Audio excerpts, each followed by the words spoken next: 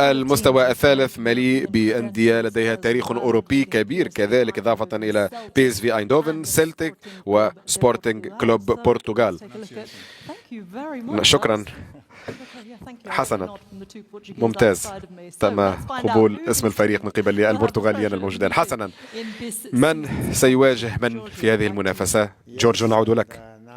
نعم، الآن سنمر إلى ما تبقى. 50% من القرعة تبقى لنا، 50% كذلك من الخصوم حددت سابقا لهذه الأندية من المستوى الثالث. دعونا نكتشف ما تبقى لها في هذه القرعة. إذن الفريق الأول قادما من العاصمة السويسرية يونغ بويز. يونغ بويز القادم من المباراة التأهيلية. انتر، برشلونة، أتلانتا وشاختار هي الخصوم المحددة سابقا، وسنكتشف البقية الآن. إذن المباريات المتبقية ليونغ بويز من المستوى الثالث تريفينا سفيزدا ورحلة إلى سيلتيك، ثم من المستوى الرابع أستون فيلا على أرض ميدانهم ويتنقلون لشتوتغارت. هذا يونغ بويز. إذن نواصل مباشرة.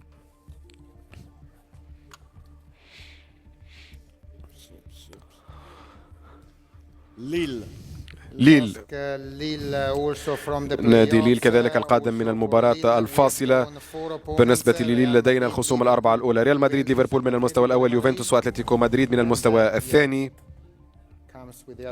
ونكتشف الخصوم الأربعة المتبقين. ها هم فاينورد وسبورتينج من المستوى الثالث، ثم شتورم غراس وبولونيا من المستوى الرابع. نعم جيجي، تفضل بالمواصلة.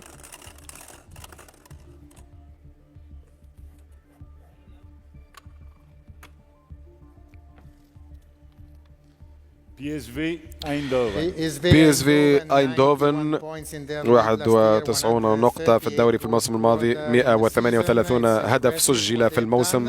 مبهر ما فعلوه فعلا بي اس في. لدينا أربعة خصوم: ليفربول، باريس سان جيرمان، شاختار ويوفنتوس. نعم، وهنا نكتشف البقية بالتأكيد بعد أن عرفنا الخصوم الأولين. لديهم سبورتينج كلوب دو بورتغال، ثم يتنقلون لصربيا لمواجهة سيفانا سفيزدا، ومن المستوى الرابع لديهم جيرونا وستاد بريستوا. نعم، هذه رحلة بي اس في ايندهوفن في مرحلة الدوري.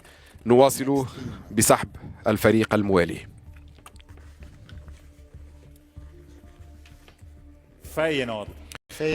نادي فاينورد، نعود إلى هولندا مرة أخرى. فاينورد الفائز عام 1970، مانشستر سيتي، ميونخ وليفركوزن وبنفيكا. إذن خصوم متبقية هي نكتشفها هي سالزبورغ من المستوى الثالث، وسبارتا براها وجيرونا من المستوى الرابع بالنسبة لفاينورد. تماما، نعم، يمكن أن نواصل. الآن لدينا 5 أندية متبقية لاكتشاف خصومها. جينكي دينامو من زاغرب بطل كرواتيا، لديه خصوم بروسيا دورتموند، بايرن، ميلان وأرسنال سحبوا سابقا. نكتشف البقية مع إتمام هذه الرحلة. كذلك لدينا سيلتيك، سالزبورغ، موناكو ورحلة لبراتيسلافا. هذا ما لدينا لجينكي دينامو زاغرب. نواصل.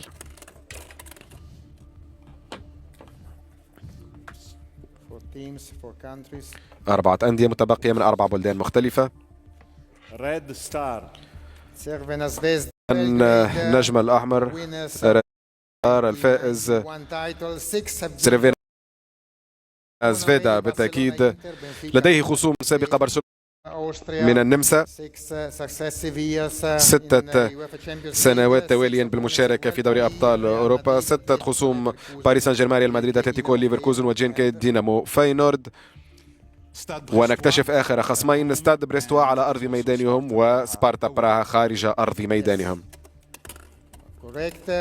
تماما، نعم، نواصل بتبقي فريقين بنفس الألوان في شعارهما. هذا ما تبقى في هذا المستوى.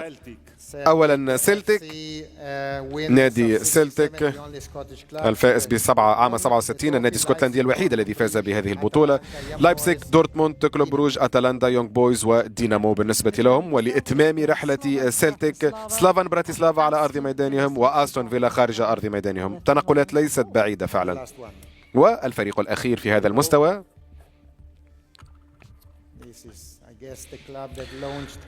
هذا هو النادي الذي بدأ معه كريستيانو، سبورتينغ كلوب دي بورتوغال. رأيتم الخصوم الستة المعروفين سابقا. نعم، هذه ضغطة خاصة للزر بالتأكيد، خصوم خاصون جدا. إذن يدان للضغط على زر لكريستيانو. لدينا خصمان لا نعرفهما وهما بولونيا وستورم غراز لإتمام صورة هذا الفريق. كريستيانو، نريد أن نسألك، عندما عنت إلى سبورتينغ وأتذكر ذلك جيدا كمراهق، هل كطفل كنت تظن بأنك ستحقق كل ما حلمت به؟ بطبيعة الحال كلا، لا يمكن أن أتخيل ذلك، ولكن دائما ما كنت أحلم رغم ذلك على الأقل بأن أكون لاعب محترف. هذا كان حلمي الأول، لكن أن أفعل ما فعلته كلا، لم أتخيل ذلك أبدا.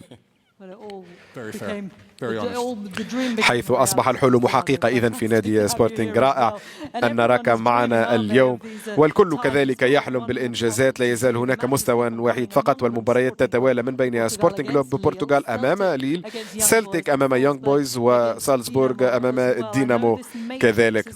نحن نعرف بالتأكيد بأن هناك عدد كبير جدا من المباريات، وقد يبدو الجدول غريبا، ولكن سوف يبدأ الأمر بالاتضاح بعد قليل.